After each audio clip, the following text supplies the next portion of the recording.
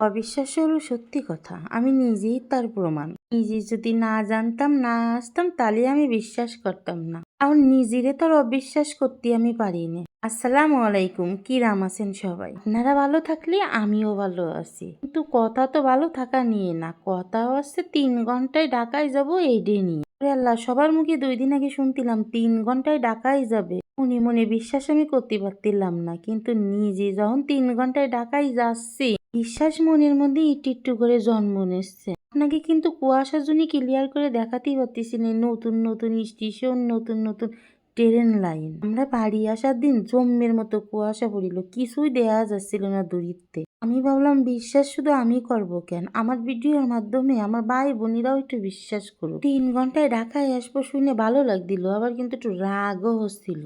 দূর সাইড ট্রেনে উঠেই দিয়ে আমি ঘুমোই আগে, কিন্তু আমি তো আজকে আর ঘুমোতে পারবো না। দেখা গেল ঘুমোলেই চলে আসলাম আমি ঢাকায়। এই একটা ভয় কাজ করছিল। আর আমাকে টুনাটুনির বাবা কি আর কব ওর কথা। এরম হয়েছে সোয়ালটা, বাপ বিটা একবারে একরকম, কোনো কিছু দেখলেই হয় দেখলের মতো করে। দেখলে মানে কি জানেন তো আপনারা, দেখলে মানে কোনো কিছু দেয়নি তাকাই পড়ে, তাই মনে হচ্ছে প্রথম দেখলো।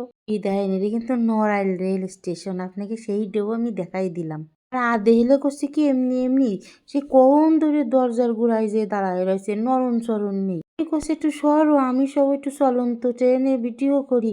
তা সে এক খুঁটো মেরে দাঁড়াই রয়েছে। মেলা কইয়ে বুঝলে বাপ বিটারে আমি সরালাম দরজার অন্তে, যে আমি নিজে ভিডিও আসবো। ঘুম টোম আজকে বাদ, আর যদিও ঘুমোই তা ভিডিও করে যে ঘুমোবো, আমার দর্শক বৃন্দকে আমি দেখাবো। কিন্তু কষ্ট আমার একটা জায়গায়, কুয়াশার জন্য ভালো করে ভিডিও নিতেই পারতেছি না।